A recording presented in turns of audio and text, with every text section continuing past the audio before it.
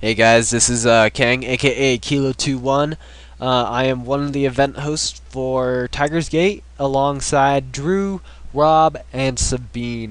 We will be your leadership team, and this video will be about Fire Team Leader expectations. This is going to be basically what I personally expect from you guys as Fire Team Leaders or Gruppa leaders. So, there are going to be 5 categories. They're going to be kind of vague, just because I wanted to make a video to tell you guys what I expected from you guys, but without like actual like worded stuff. So I just worded something real fast in a Word document on my second screen, and basically I'm making a video off of it.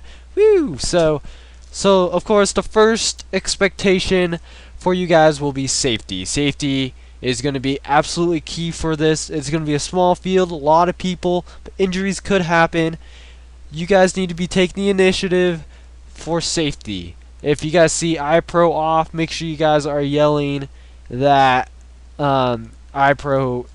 Make sure you guys are yelling the appropriate stuff. Make sure you guys are helping your team out.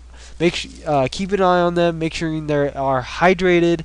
I don't want to see any medical incidences in this event besides freak accidents, because freak accidents are just not avoidable. Holy crap.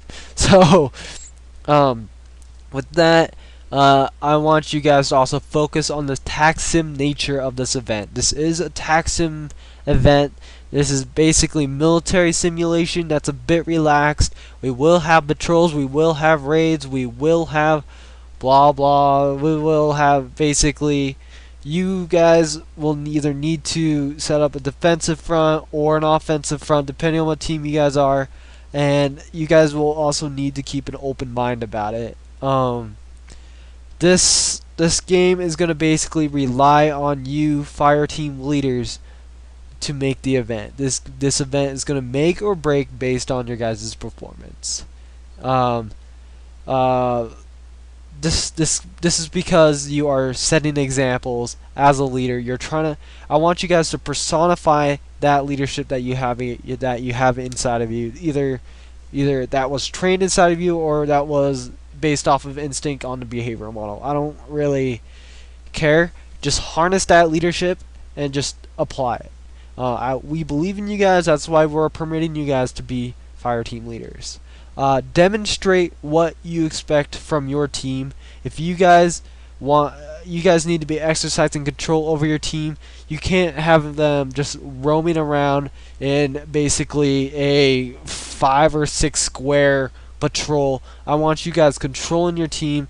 Make sure you guys are sweeping correctly, and also making sure that you guys are having fun. So if you guys are way too strict about stuff, I know this is what I'm saying is slightly confusing, but you guys are going to need to find a balance between controlling and just having fun, because I don't want you guys to just patrol like a little quadrant of C7 and just a little part of that purely because Sabine told you to check one specific area. I want you guys to be branching out a little bit, but not too far, because since the field is smaller, you might be running into enemy patrols if you go out one grid too much. So again, you guys are gonna need to find that balance between strictness and funness. So being a team player is going to be incredibly important. I have been in contact with another very prominent group in Spokane, and we were having discussions about a team that was having trouble following the overall team orders, and it completely destroyed the game. So you guys need to make sure you guys aren't lone wolfing with your team or by yourself, making sure you guys have control of that team, and making sure that you guys are listening to HQ orders. One thing that we the admins are nervous about is fire teams getting into elongated contact, which should not be happening in this kind of game.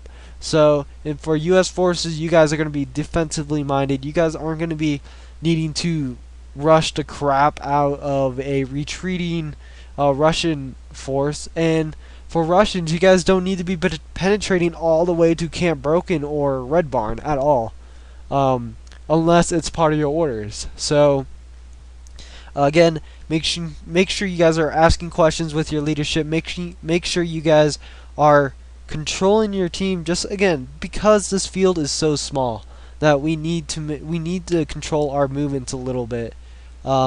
Even though I would prefer not to. If I really had the ability, I would let you guys spread out on a 55-acre field and let you guys duke it out. I think Jeremy's unit might actually have a lot of fun with that. Good lord. But anyways, the last thing I expect of you guys is going to be a little technical thing that I'm having each CO do, is spot reporting. We're going to go over spot reporting later.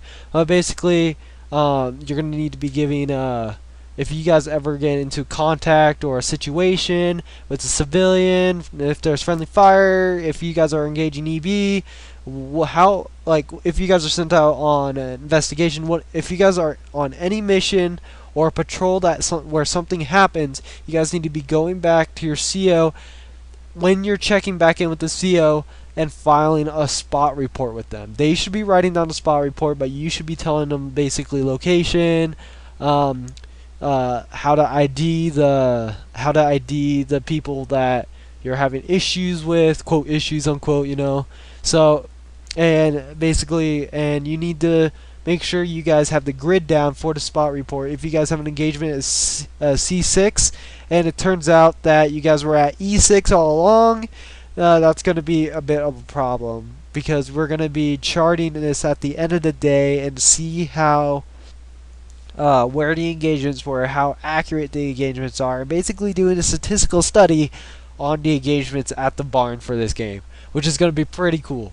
So I don't think any other admin knows that I'm trying to do this statistical study until now. So so just to recap: safety, Taksim, reporting, setting examples, and being a team player. Super common knowledge stuff, but as Jeremy Butler put it, it just has to be said. So just saying, since I've just brought up Jeremy Butler, his unit, which is the fire team, which is the first fire team for the U.S. forces, is setting a great example of what it means to excel in a fire team position. They are practicing as a team. They are bringing in military knowledge. They are basically the ones setting the example. So if you guys have any questions about how you guys should be doing micro level activity, such as patrolling or something, talk to Jeremy Butler. He is a great resource.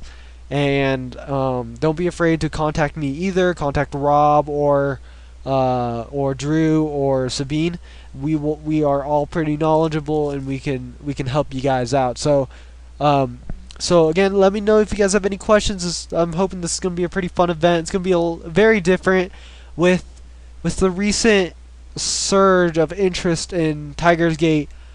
We can see the demand in milsim events just increase. So I'm hoping that not only will this be a success, but other events be successful down the road. So it just all comes down to the fire team leaders. Alright guys, thanks.